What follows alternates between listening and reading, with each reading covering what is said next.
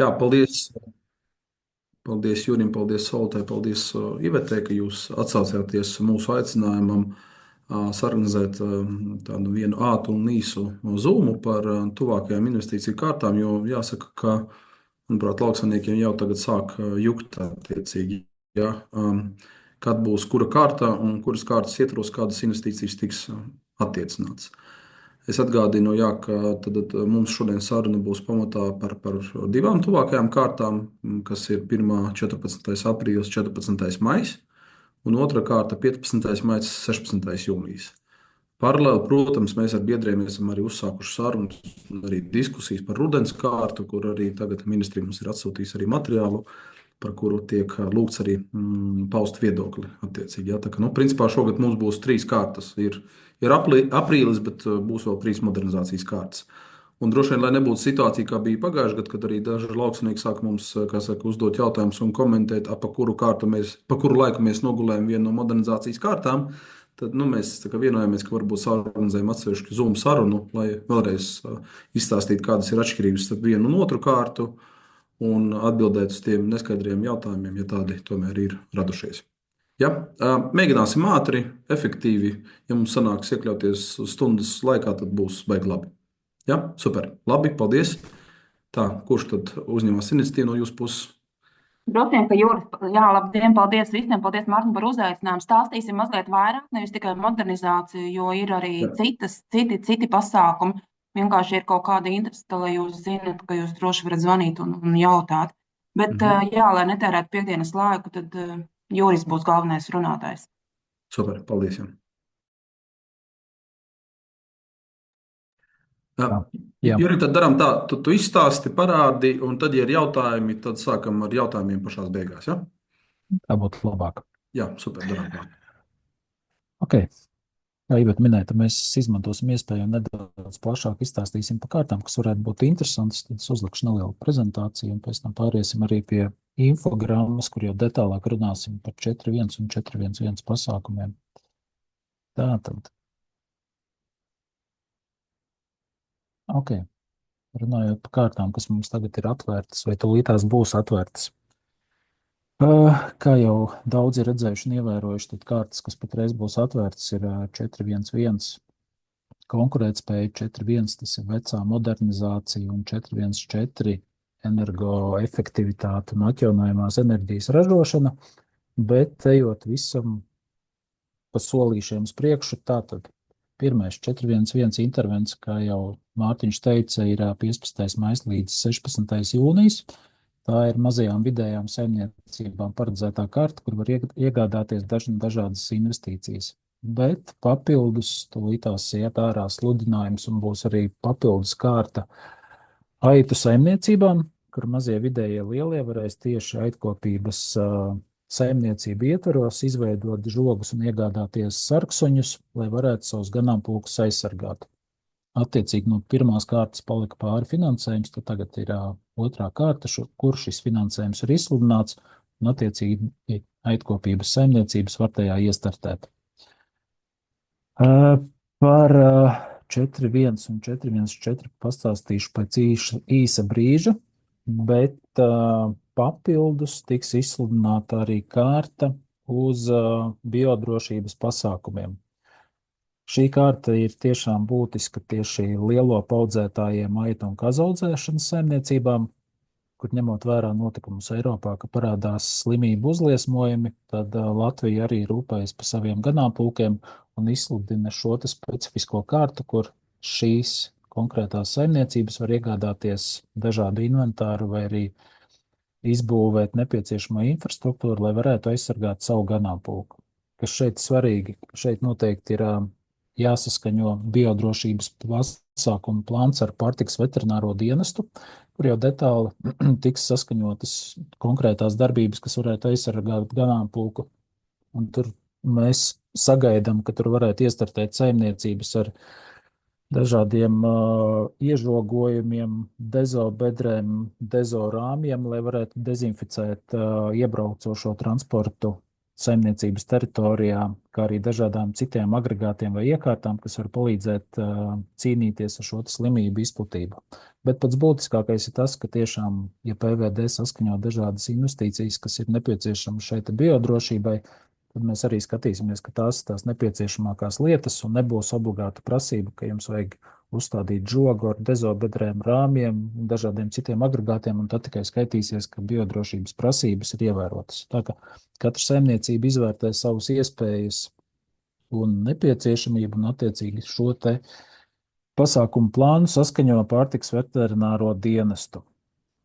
Tad vēl ir paredzēta kārta, kas vairāk attiecas uz kooperatīviem un nevalstiskajām organizācijām kā Zemnieku saima, kur ir informatīvie pasākumi, kur šī pasākuma ietvaros ir iespējams noorganizēt dažādus informācijas iegūšanas pasākumus vai aktivitātes, tā lai uzzinātu jaunāko informāciju par lauksaimniecības, mežsaimniecības tehnoloģijām vai pārtikas ražošanu, vai arī citām tēmām, kas tiešām lauksaimniekiem būtu interesantas.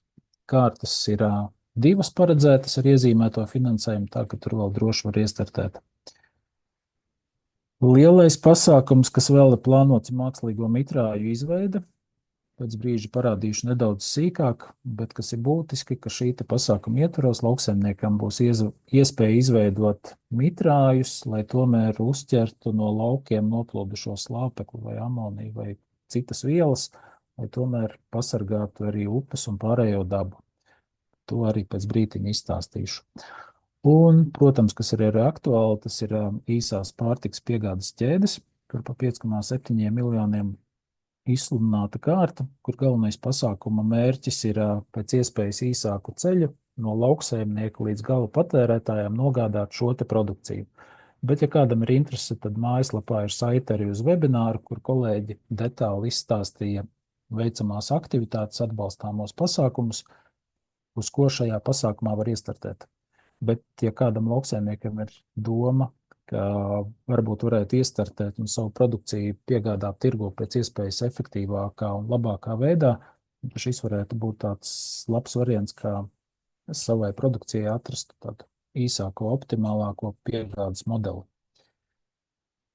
Runājot par mākslīgajiem mitrājiem, tad jā, kārta ir izsludināta kā nepārtrauktā kārta, kura būs palaista no 15. maija līdz 26. gada 30. jūnijam ar finansējumu 4 miljonu eiro. Šeit varēs iestartēt mums lauksaimnieki, pašvaldības, ZMNI un zinātniskās institūcijas, kas darbojas lauksaimniecības nozarē, un projekta īstenošanas termiņš mums būs 3 gadi. Par maksimālajām izmaksām. Maksimālās izmaksas vienam projektam varēs būt līdz 130 000 eiro.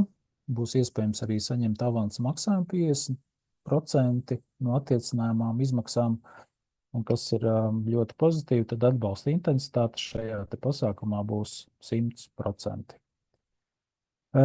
Skatoties pēc piemēra, tad šis pasākums ir plānots uzbūvēt kā balstīts uz vienkāršotām izmaksām. Tas ir, ka projekta finansējums tiek aprēķināts un piešķirts atkarībā no tā, kādā platībā šis mākslīgais mitrājs tiks izveidots. Un, attiecīgi, lauksaimniekam, izveidojot šo mitrāju, nebūs jāsniedz detalizēti dokumenti, rēķini, pavadzīmes par šīm darbībām veiktajām, bet galvenā doma būs, ka mēs redzam, pārbaudam, cik liels šis mitrājs ir, pārbaudām, ka mitrājs ir izbūvēts atbilstošos apjomos un pret šiem apjomiem arī izmaksājam finansējumu.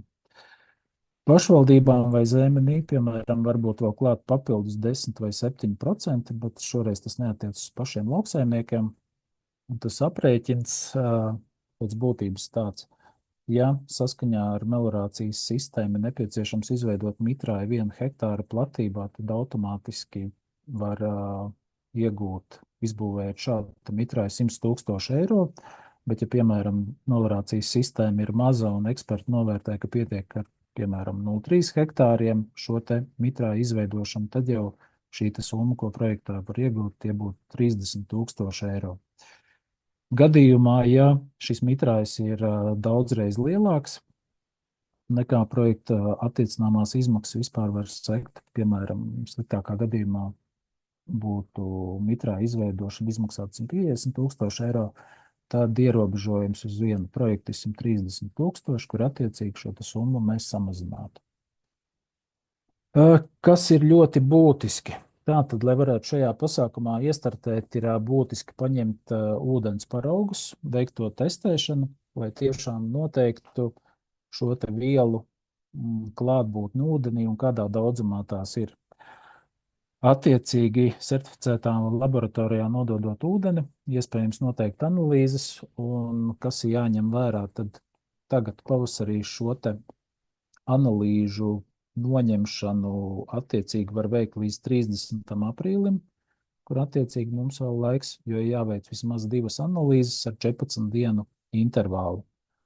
Bet, ja gadījumā jūs tagad līdz 30. aprīlim nevarat paspēt veikt šīs te 2 analīžu paņemšanas, tad ir iespējams atkal no 1. septembra līdz 30. aprīlim šajā laika sprīdī atkal ņemt analīzes, redzēt, kādi ir šie ūdens rādītāji, un pēc tam jau domāt par šo rādītāju došanu ekspertam, kurš attiecīgi saskaņo attiecīgā mitrāja izbūvi. Tā, tas ir par mitrājiem un vispār par kārtām. Tagad uzlikšu mazo infogrammu, kas jau mājaslapā publicēta un arī bija neliels video. Vēlreiz iziešu cauri, izstāstīšu pamatlietas, un tad jau noteikti sagaidīšu no jums papildus jautājumus. Tā tad.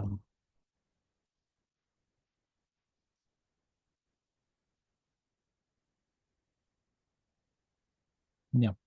Kā Mārtiņš jau teica, tad tiešām ir mazliet mulsinoši, ka gandrīz paralēli ir 2 atbalsta pasākuma kārtas lauksaimniekiem ar līdzīgiem nosacījumiem, un tad ir grūti saprast, kurā kārtā, kurā vietā iestartēt, vai kur ir labāki nosacījumi, vai kādos termiņos, kas ir jāpaveic. Tātad, sāksim ar veco periodu. Vecā perioda finansējuma ietveros ir apzināts papildus finansējums, vai pareizāk sakot, finansējuma atlikums, ko varēja izsludināt 4.1 atbalsta pasākumā. Līdz ar to, apzinot finansējumu, šo te summu izsludināja atbalsta pasākumu kārtā, un šī te finansējuma apguve un projektu pieteikumu pieņemšana notiek saskaņā ar vecajiem noteikumiem, kas ir 776. Kārta mums ir atvērta no pirmdienas, no 14. aprīļa līdz 14. maijam, bet kas šajos vecā perioda projektos noteikti ir jāņem vērā, ir, ka projektu īstenošanas maksimālais termiņš ir šī gada 1. oktobrs. Tas ir, ka jums līdz 1. oktobrim šī attiecīgā investīcija ir jāiegādājas, jāapmaksā, un attiecīgi viņai jābūt ir pie jums saimniecībā. Līdz ar to, ja tiešām plānojat iestartēt pasākumu kārtā ar kādu investīciju iegādi, aicinām sazināties ar tirgotājiem, vai līdz šim termiņam šo jums nepieciešamo iekārtu vispār var piegādāt.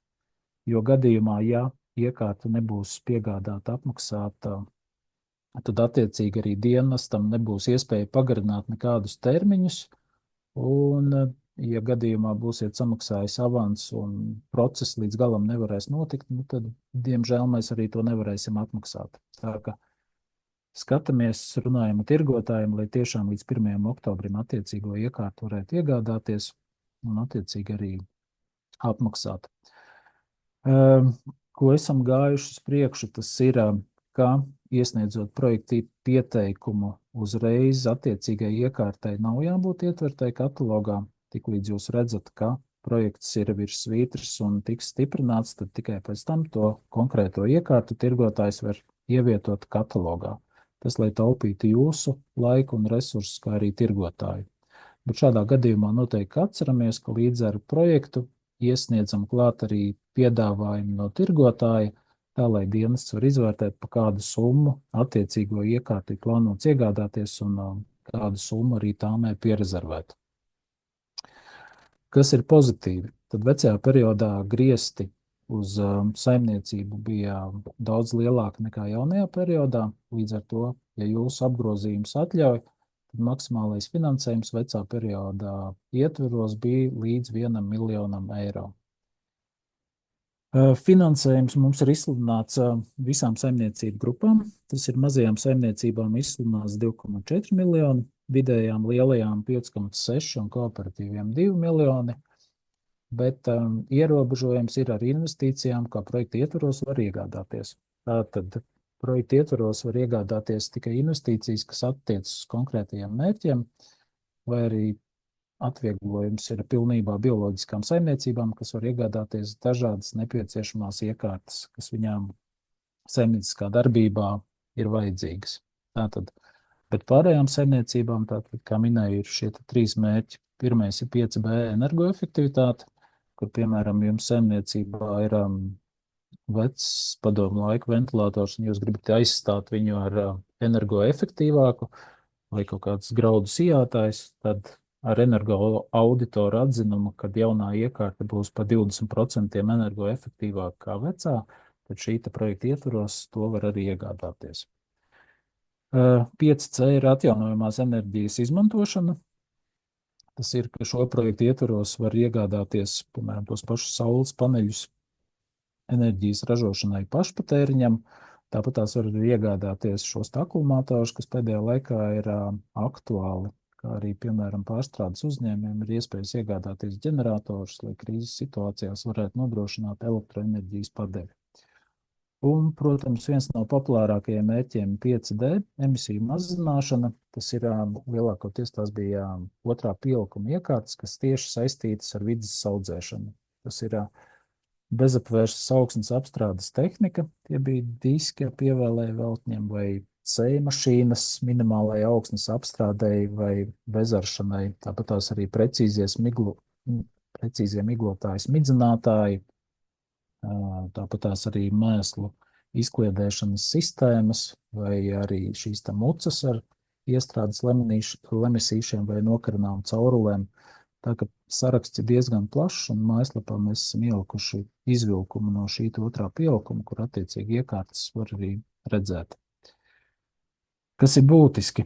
Tātad neatbalstāmās investīcijas. Neatbalstāma ir būvniecība, jo to tik īsā laikā jebkurā gadījumā nevar paspēt, tāpat tās arī ilgadīgie stādījumi, un, protams, arī traktori un graudu novākšanas kombaini. Ja mēs skatāmies uz atbalsta intensitāti, pirmajā uzmetienā šķiet, ka tā ir tāda pati kā jaunajā periodā, bet pavērtējot individuāli pret saimniecībām, tad vecajā periodā bieži vien šī intensitāte sanāk nedaudz labāka. Bet, kopumā skatoties, tad atbalsta intensitāte iekārtām agregātiem ir no 30 līdz 50%, un pilienu laistīšanas sistēmām ar precīzo minerālu mēslu un auga aizsardzības līdzekļu dozēšanu ir 70%. Tā, dodamies pie jaunā perioda kārtām. Tātad jaunā perioda kārtās ir izsludināts finansējums 2 aktivitātēm. Tas ir 4.1.1 mazajām vidējām saimniecībām konkurētspējas palielināšanai un 4.1.4 atjaunojamā enerģija un energoefektivitāte. Noteikumi mums ir no jaunā perioda 303. Kārta mums ir atvērta no 15. maija līdz 16. jūnijam. Tas ir tik līdz beidzas vecā pasākumu pieņemšanas kārta, tā uzreiz sākas jauno projektu pieņemšana. Šeit, kas ir pozitīvi, tātad iegādājoties dažādus ražošanas pamatlīdzekļus un iekārtas, tad projekta īstenošanas termiņš mums ir 1 gads un 6 mēneši no lēmuma, un kā iepriekš arī veicot būvdarbus vai pārbūvi, vai iegādājoties arī pamatlīdzekļus kopā ar būvniecības darbiem, tad projekta īstenošanas termiņš jau ir 2 gadi.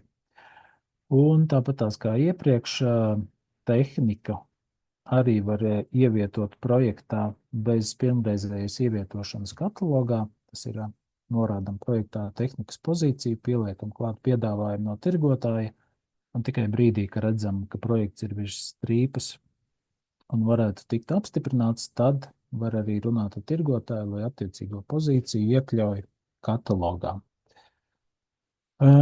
Bet runājot sīkāk par 4.1.1 intervenciju, tātad ierobežojums ir maksimālajā finansējumā. Tātad mazajām saimniecībām maksimālais finansējums, uz ko var pretendēt, ir līdz 250 tūkstošiem, bet vidējām saimniecībām tikai līdz 500 tūkstošiem. Un mazajā saimniecību grupā mums ir izsludināti 13,5 miljoni, vidējām saimniecībām 11,2 miljoni dažādu investīciju iegādēji. Runājot par investīcijām, investīciju klāsts ir tiešām plašs, kur var iegādāties daudz un dažādus agregātus, piekabes, ārpus un citas iekārtas, kas nepieciešamas saimniecībā, kā arī, protams, iespējams arī iegādāties lietotu tehniku attiecīgajās kategorijās. Vienīgais izņēmums, kad šī pasākuma ietvaros attiecīgi nevar iestartēt ar dažādām precīzajām tehnoloģijām, labturības prasību atbalstošu kūšu būvniecību, vai arī, piemēram, tas pats izņēmums ir energoefektīvās iekārtas un saules paneļi, kas jau tiks iegādāti šajā otrā intervencē. Pie neatbalstāmām investīcijām tad 411 pasākumā mazās vidējās saimniecības nevar iegādāties lauksaimniecībā izmantojamos traktorus, toties viņām ir iespējams iegādāties graudu novākšanas kombainus. Protams, atceramies arī, ka dienests vērtē saimniecības graudaugu platības pret kombainu, ko viņš grib iegādāties, lai šī investīcija būtu samērīga pret viņu platībām, ja tomēr neizrādās beigās, ka paņemt pakalpojumu daudzreiz izdevīgāk nekā pašam iegādāties graudu novākšanas kombainu. Un runājot par intensitātēm, tad šeit intensitāte ir no 30 līdz 50% iekārtām agregātiem, un pozitīvais ir aitkopības saimniecībām, kur tieši iegādājas žogus vai sarksuņus, tad šīm investīcijām atbalsta intensitāte ir 80%. Ja runājam par 414 energoefektivitāti un atjaunojamās enerģijas ražošanu, tad maksimālais finansējums jau tagad ir klāt arī lielajām saimniecībām, kur lielajās saimniecības var iestartēt uz finansējumu līdz 700 tūkstošiem. Protams, tas nav miljons kā vecajā periodā, bet tomēr iespēja arī nedaudz investēties vēl ir, kas nav pārējais periodā šo finansējumu jau iztērējuši. Tātad kārtā var iestartēt visas saimniecības, tajā skaitā arī pārstrādes uzņēmumi, lauksaimniecības produkcijas pārstrādes uzņēmumi, un attiecīgi ieguldījumi energoefektivitātē mums 3,4 miljonu eiro, un atjaunīgās enerģijas ražošanai ir 4 miljoni, tas, kur varam iegādāties kaut vai tos pašus populāros saules paneļus. Par atbalstāmām investīcijām. Tātad pirmais ir energoefektīvās iekārtas, kur tiešām iegādājamies jaunas energoefektīvas, kur energoauditors ir apliecinājis vismaz 20% enerģijas ietaupījumu.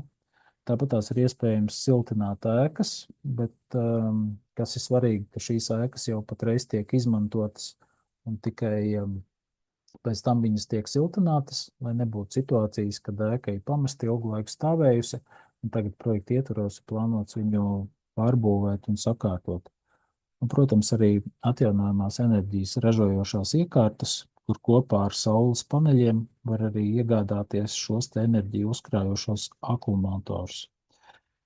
Kas ir slikti, tad patreiz uz šo kārtu vienus pašus enerģiju uzkrājošos akumulatorus iegādāties nevarēs, bet ir plānots uz rudens kārtu veikt noteikumos grozījumus, lai arī tās saimniecības, kuras jau ir uzstādījušas saules paneļus vai iepriekšējās kārtās vai arī pa saviem līdzekļiem, tomēr varētu arī šī projekta ietvaros nākotnē iegādāties tikai akumulatorus un tos uzstādīt. Bet, šis patreiz nav attiecināms, bet cerams, rudens kārtā noteikumi tiks iegrozīti tā, lai arī vienus pašus akumulatorus varētu iegādāties. Un runājot par atbalsta intensitātēm, tad atbalsta intensitāte mums 30 līdz 50% iekārtām un agregātiem un arī energoefektīvām būvēm. Tā, kā Mārtiņš vēlējās ļoti ātrā tempā. Bet papildus Mārtiņš bija iesūtījis 2 jautājumus. Juri, jā, paldies. Sanāca pat ātrāk nekā mēs domājām. Es varu atkārtot. Nu, ja kāds prasīs, tad jā, otro un Ok. trešo reizi arī. Bet Tad infografiks tie baigi jautājumi. labs un atsūtīsiet linku, kur viņš ir atrodams. Jo es teikšu godīgi, es aizvakar biju iegājis Lada mājaslapā. Es viņu neatradu tā uz sitienu. Droši vien vajadzēja pameklēt ilgāk. Labi, bet tad sākam ar tiem 2 iesūtītiem jautājumiem, un tad ļausim iespēju arī pārējiem sākt uzdot jautājumus. Ja? Pirmais jautājums bija, tā līdzās vēl mirklīti.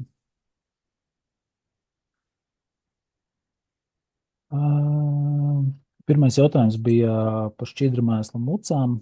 Vai tiešām projektos der tikai šķidrumēsla mucas ar iestrādes tipa lemesīšiem?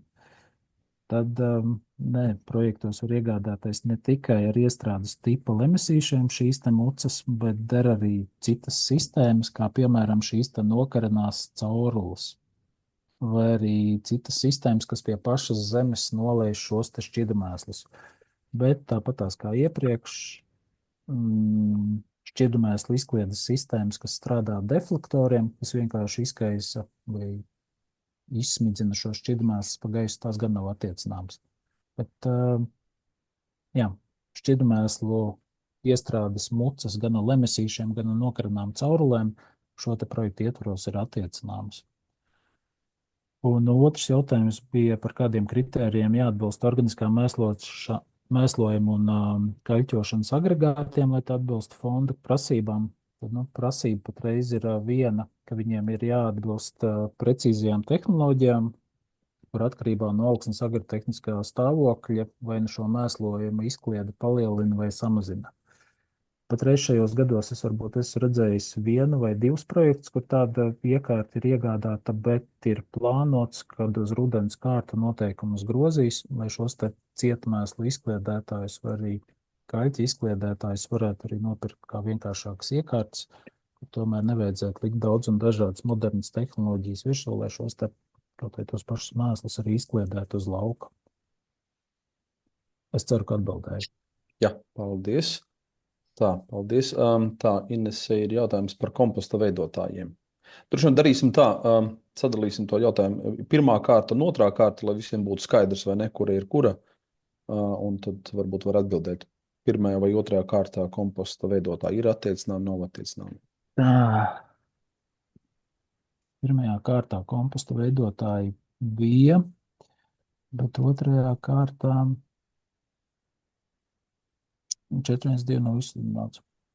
Es teicu, ka jautājums ir pirmajā kārtā tām bioloģiskām nesaimniecībām, jo arī varētu būt. Un uz jaunajām investīcijām zem konkurētspējas jau var iegādāties. Sakāršu otro pielikumu. Bet otrais pielikums jau neatiec uz bioloģiskām saimniecībām. Jā.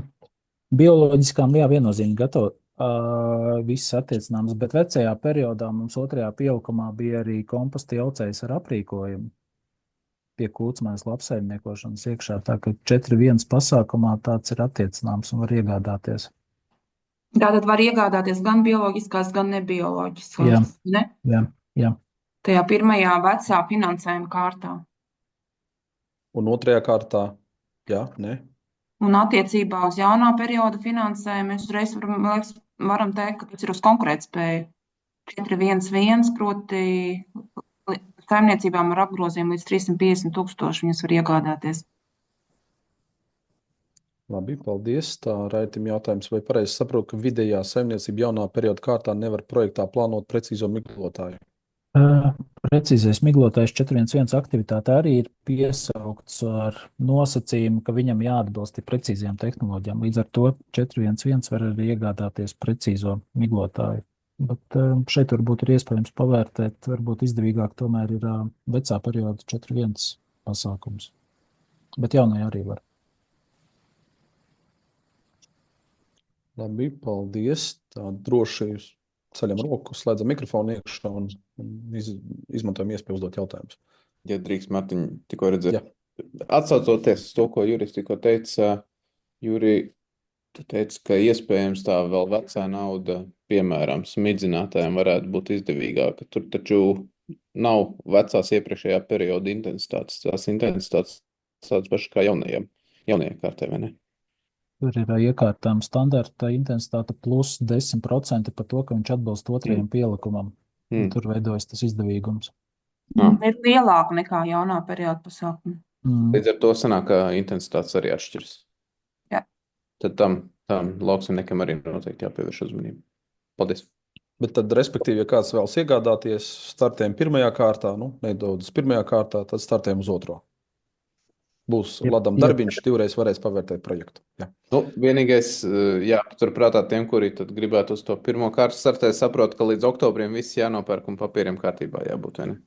Tieši tas lielākais izaicinājums, jo, ja smidzinātājs varbūt ir nedaudz vienkāršāks, parastāks, bet, protams, arī precīzais varbūt var dabūt viņu, ja ir tirgotājiem noliktavās, bet, ja grib kaut ko super labu, super lielu, tad parasti uzreiz noliktavās nevienam tāds nestāv un jāpasūta no ražotāja, un to ātri pusgadu laikā nevar dabūt. Protams, varbūt kādam kaut kur noliktavē ir aizķēries un tādu var iegādāties, bet risks ir. Labi, paldies.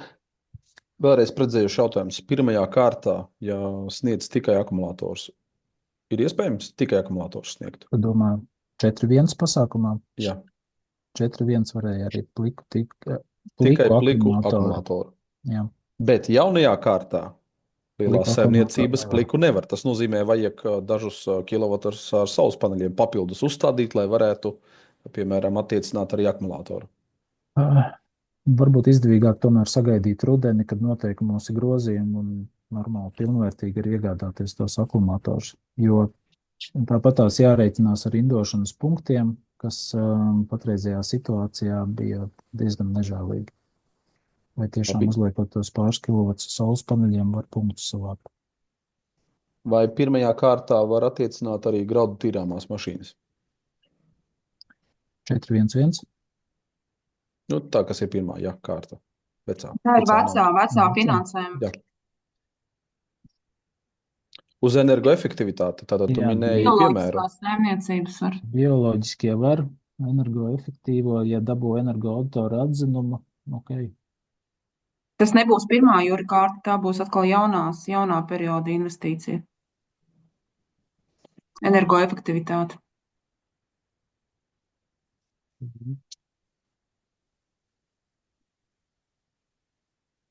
Energoauditors ar energoefektivitāti var nākt uz 4.1.4, kas ir tā otrā, kas ir tas otrais no 15. māja vai no 15. Mums vecajā arī ir energoefektīvās iekārtas. Ok, jā, tad tur energoauditors ir vajadzīgs. Labi. Abās divos var iestartēt, bet skatieties no laika grafika, kurā var iegādāties šo iekārtu.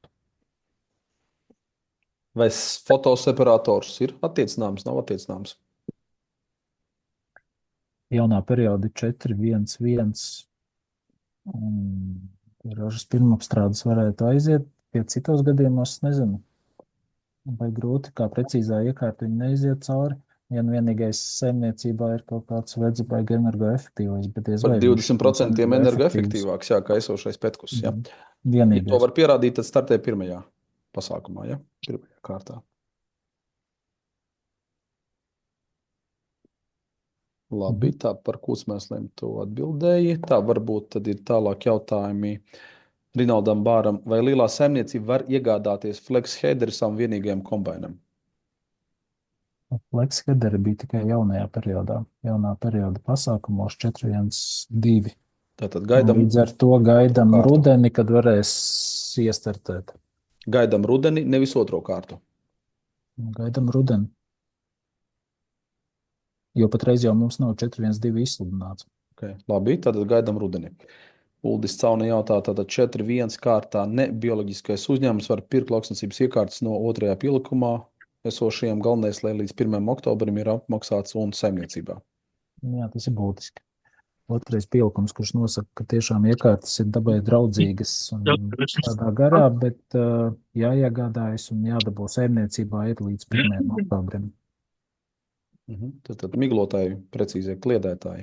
Jebkura iekārta 4.1 vecā perioda kārtā jāiegādājas visu un jādabū saimniecībā līdz 1. oktobrim.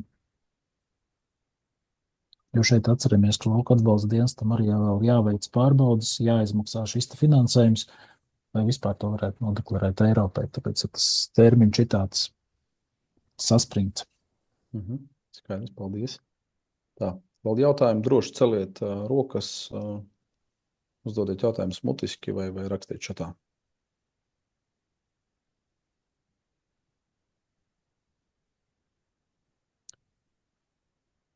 Labdien! Ieva Alpe Eizenberga. Man jāsaka, es tāpat kā Mārtiņš Ladu mājaslapu skatījos un diezgan sarežģīti bija saprast, ko tad varu, ko nevaru. Bet tāpēc es precizēšu privāti. Tātad lielā saimniecība vēlas iegādāties Jara sensoru. Viņa var startēt tajā kārtā, kas tagad atverās 14. aprīlī, ir tajā, kas atverās 14. maijā. Var 14. aprīļa kārtā iestartēt un to iegādāties. Jā, un atbalsta intensitāti plānojās, tad tur 40%, es saprotu. Pamata intensitāte plus 10%. Varētu būt 30 plus 10. Jā, labi, skaidrs, paldies. Labi, Juri, vēl jautājums. Pirmajā kārtā ventilējumos graudu torņus var sniegt, nevar sniegt? Mitro graudu torņus. Domā, jaunā perioda 411? Es vēl pagaidām domāju veco naudu, jā, tātad pirmo kārtu tuvāko. Ok, sapratu. Nē. Jo viņa nav energoefektīva iekārta. Par šito jau esam vairākas reizes diskutējuši. Un tad nākamajā kārtā mazās vidējās saimniecības var sniegt attiecīgi mitro graudu torņus ventilējumos. Man te jāpaskatās patiecinājumam izmaksām. Varbūt no galvas atceries.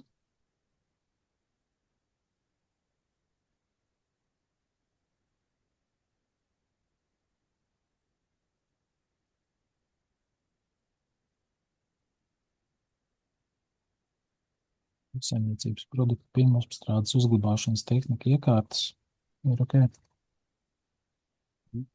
Mazās vidējās saimniecības. Un tad lielās saimniecības arī rudens kārtā, kas būs tā, jau 3. kārta šogad, tur nevarēs iestartēt ar mitro graudu torņiem, piemēram. Diemžēl, ja nebūs noteikumos grozījumi, nevarēs, bet lielās saimniecības tāpēc ir lielas, ka viņiem vairāk resursu. Jāatļauj arī mazajiem atskatīties.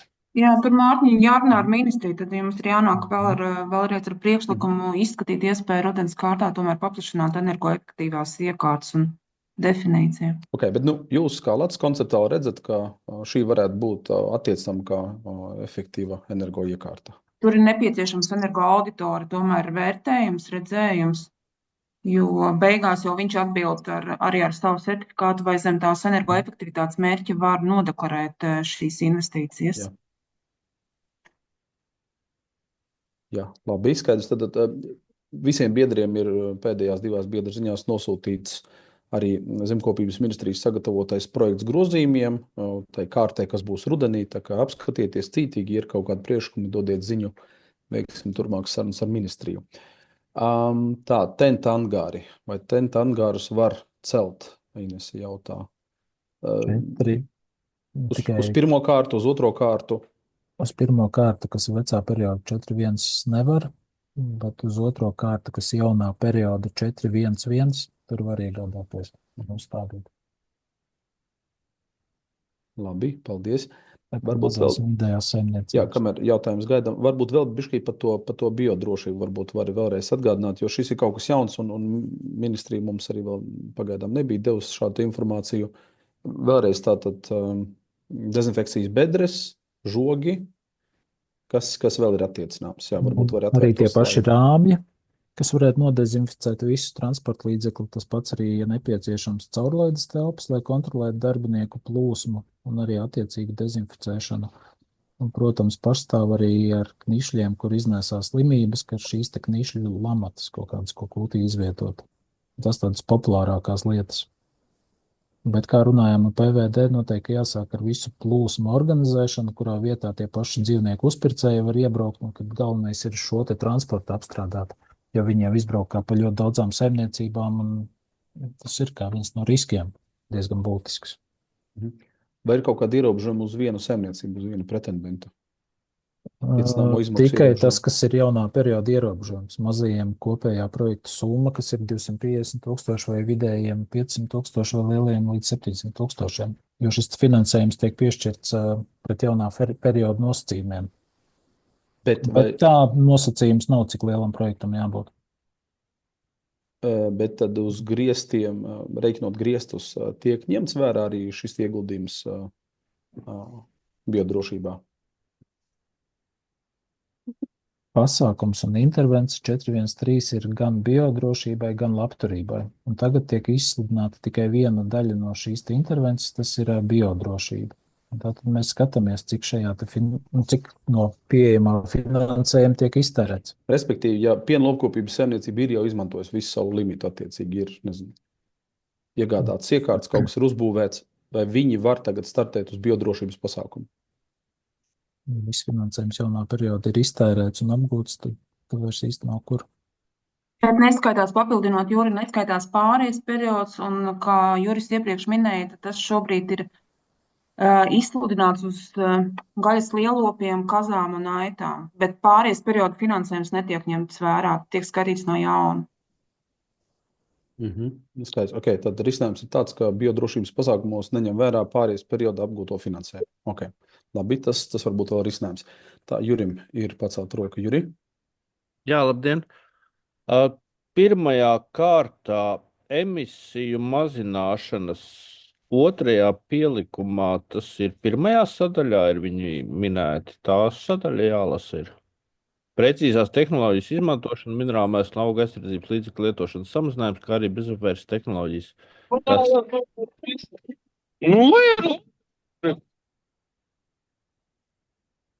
Tāda drusku nesapratu. Sandi Rinaldam mikrofonu varbūt bišķīt, jā. Tur mēs lasām gan pirmo sadaļu, gan arī trešo, piemēram, kur mēslu apsaimniekošana, tāpatās ir arī 5. energoefektivitāte un energoefektīvās iekārtas. Tāpēc mēs mājaslapā uztaisījām izvilkumu tieši no 2. pielikuma, kur izņēmām ārā visas būvniecības sadaļas un atstājām tikai iekārtas, ko var iegādāties. Mēs varētu arī ielikt saiti uz šo te mazo informācijas materiālu, kur ir jau konkrēti šīs iekārtas iezīmētas, ko var iegādāties. Ja Bet jā, nav tikai viena sadaļa no šī 2. pielikuma, bet viss pielikums ir ņemams ārā. Jebkurā sadaļā, kurā es atrodu, ja? Piemēram, 5. ir investīcijas apgaismojuma ražošanas līnija un citu enerģiju darbināmu ierīču vai iekārtu energoefektivitātes palielināšanai vismaz par 20%. Jā, ļoti labs mērķis. Tas aiziet arī projektos un ir attiecināms, ja tur ir energoauditora atzinums, ka jūsu jaunā iekārta būs 20% energoefektīvāka. Pret ko? Pret esošo.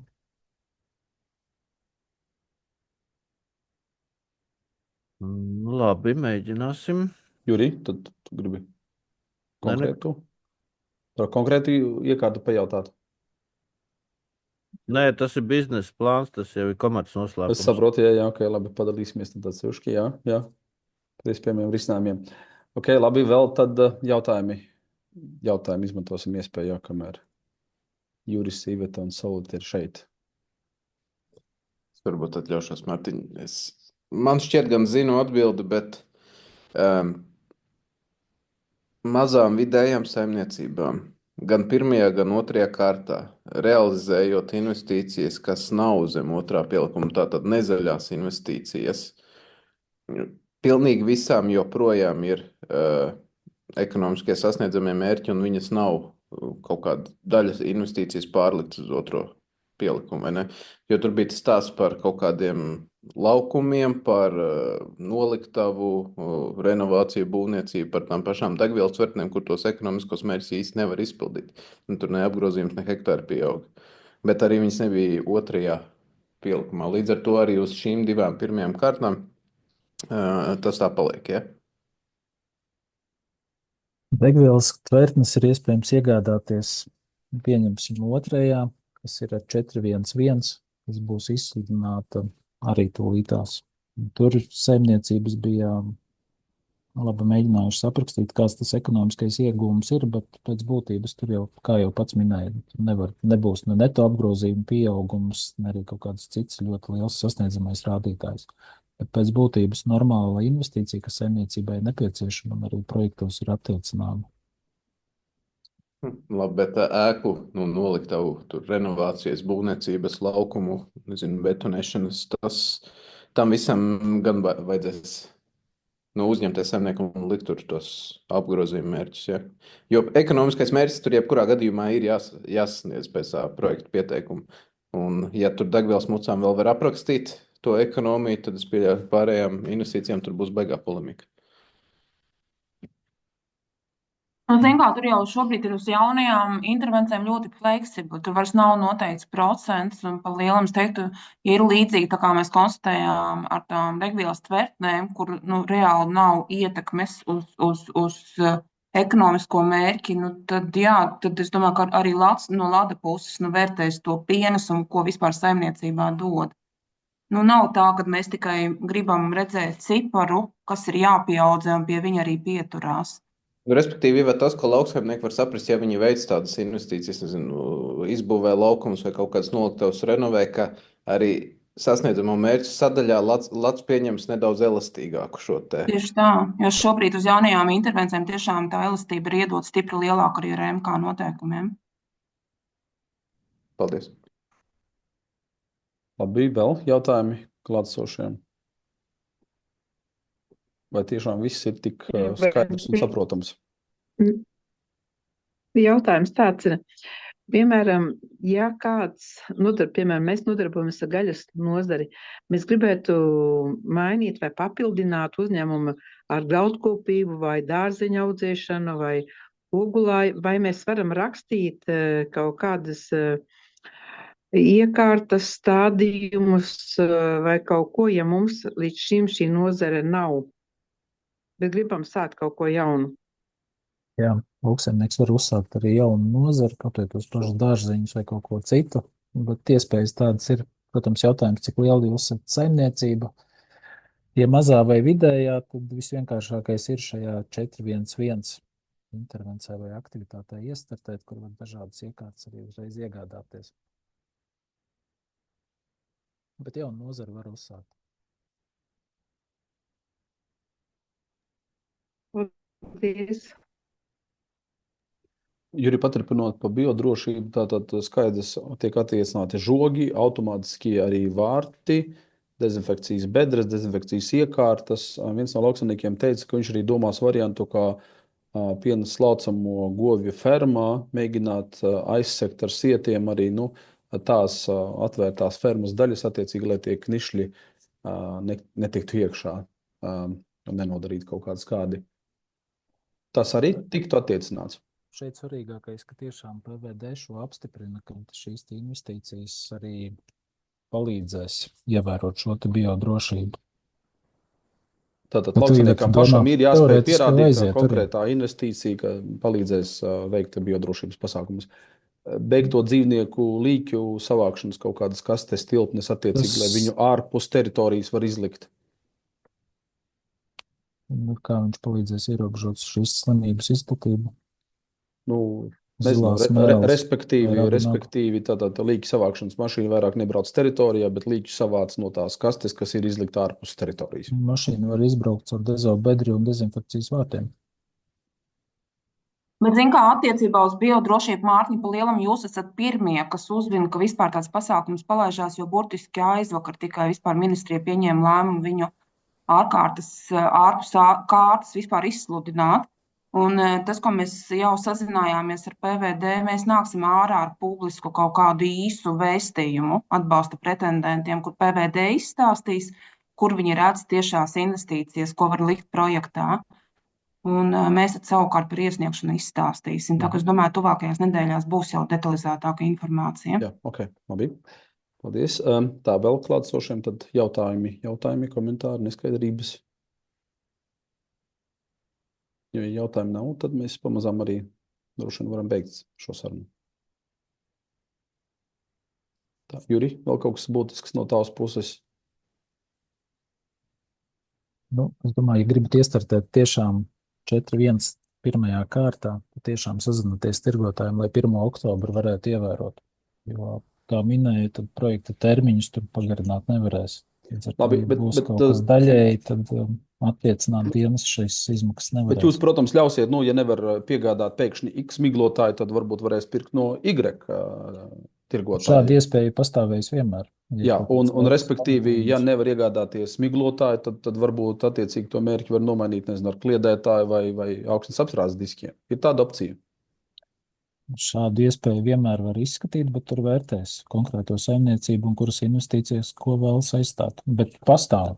Tāda iespēja pastāv. Tad teorētiski tāda iespēja pastāv, jā. Labi, tā vēl jautājumi biedriem. Varbūt darām tā, ja jautājumu vairāk nav, tad apdomājam tos un iesūtiet rakstiskā veidā, tad mēs arī Jurim un Ivetei nosūtīsim. Tad droši vien es teikšu pagaidām paldies jums. Saglabāsim Paldies. ierakstu, nosūtīsim biedriem, un, ja būs jautājumi, tad vienkārši, kā saka, nosūtīsim viņus arī rakstiskā veidā. Ja? Super. Jā, paldies, veiksmi darbos. Labi, paldies jums. Veiksmīgi, jā. Atā. Labi. Tā visiem.